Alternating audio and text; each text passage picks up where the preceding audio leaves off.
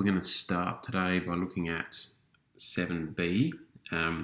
It's looking at integrating some special functions. You'll see them in the title of the chapter, but I haven't written them there. They're a little bit below. But they relate directly to trig functions. Okay, and the first thing that we need to do is to just do a real quick recap of inverse functions. They were in chapter 3b if you want to look back to them.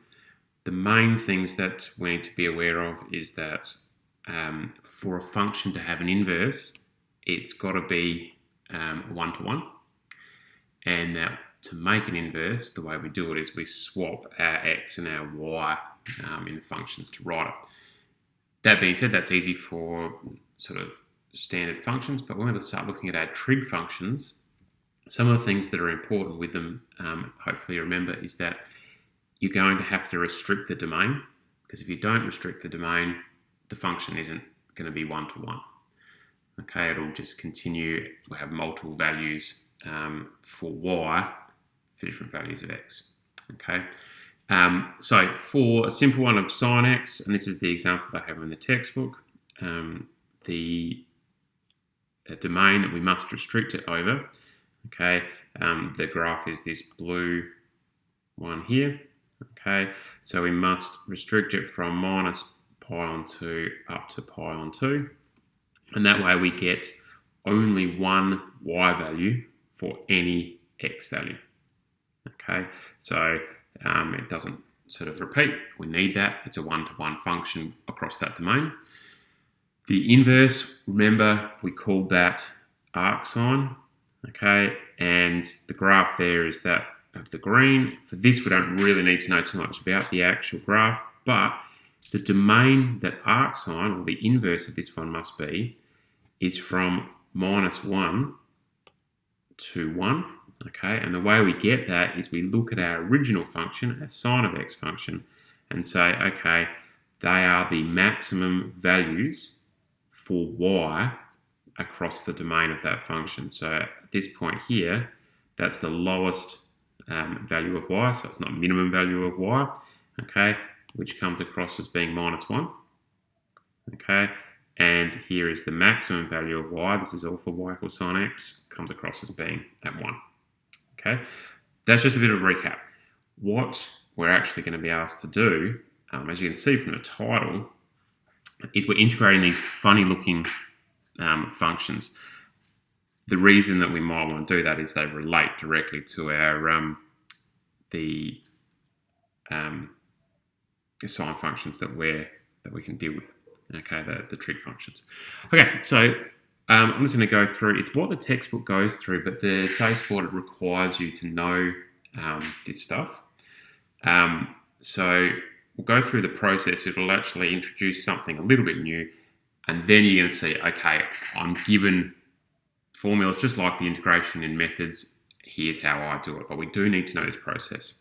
So we're going to look at the first part, which is imagine we had the function y equals arcsine x, so the inverse of sine x, and strangely, because we want to integrate it, it's actually asking us to find the derivative of it, so differentiate it first. Okay, so the first thing that we're going to do is say, well, using our rules about inverse functions, okay, I can put arcsine x back to a form that we're used to finding derivatives for by swapping the x and y, so finding the inverse of it. Okay, so therefore, I could write that y equals arcsine x as being x equals sine y. Okay, so those two things, they are the same. They're the same function. Okay, but just written in opposite ways. So the x, by swapping the x and y, keeps it as the same function. The advantage of doing that is that we can then differentiate this easily using using rules that we already have. The only difference is that what we're finding is dx dy. So it's the derivative of x with respect to y, because our function is written as x equals the sine of y. That's going to be important, and it's really important that we note that. So therefore, the derivative of sine of y becomes the cosine of y. Okay, so that's pretty easy. The next step, and look, they're telling you to do it, is that we're going to use an identity to change the form of that. Okay, so we're going to change it into the square root of 1 take the sine squared of y. Okay, so the square root, because it's using the identity that says cosine squared of y or theta or whatever is equal to the 1 take sine squared theta. Okay, so the square root just compensates for that. You would not be expected to have just done that. Okay, we're telling you that's the process that, that's what you should change it to. Okay, now the thing about doing that is if we look over here, we've got that x is equal to the sine of y. So what we're going to do is we're actually going to say, let's plug back into here, let's plug back that x. So that is equal to 1 take, because it's sine squared y, we're going to say it's, 1 take x squared. So remember, this is dx dy, the derivative of x with respect to y, which sort of seems a bit funny, but that's okay.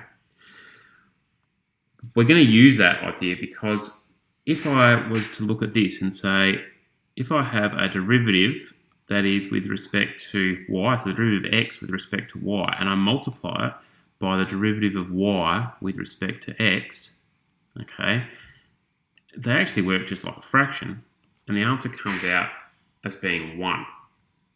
Now that tells us that these two things here, they're inverses of each other. Okay, sorry, they're inverses, but they're reciprocals of one another. They're flipped. We can see that anyway. Okay, so if this dx dy is equal to the square root of 1 take x squared, then if we were to flip this side to make it dy dx, which is what we're used to for the derivatives, then we just have to write the reciprocal on this side. Okay, so that's really important. Now, if we go back to the top just briefly, the topic tells us we're supposed to be integrating. All I've done is differentiate at the moment. Okay, but it does say we're integrating and having a look at these two functions that it's talking about. See how we're sort of in a form that's a little bit like that. Okay, and this is the key, and we don't really do this much in methods. We used to, but now we don't really. But that's to say, okay, if this is a derivative, which we know it is, so it's a derivative. If I went back the other way, I should get back to what y equals. Okay, so I guess a way of thinking about it is to say, well, the integral of dy dx with respect to x is equal to y. It's equal to whatever y was.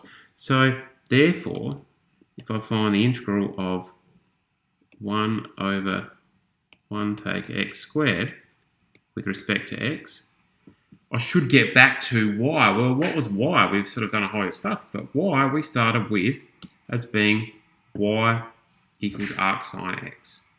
Okay, so that means we've got back to that. Okay, so therefore that must equal, okay, arc sine x, and then we must remember, because it's an integral, plus c. Okay, so what we've done is we've actually sort of shown what the answer to the integral of 1 over the square root of 1 take x squared, well, that would be just like this one, okay, where this a would be equal to 1. Okay, so we've got a rule, hasn't put the a in it, but we've got a rule for it. So bear with me for a second and I'll just get something pasted in.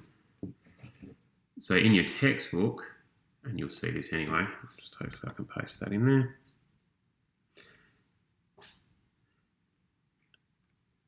these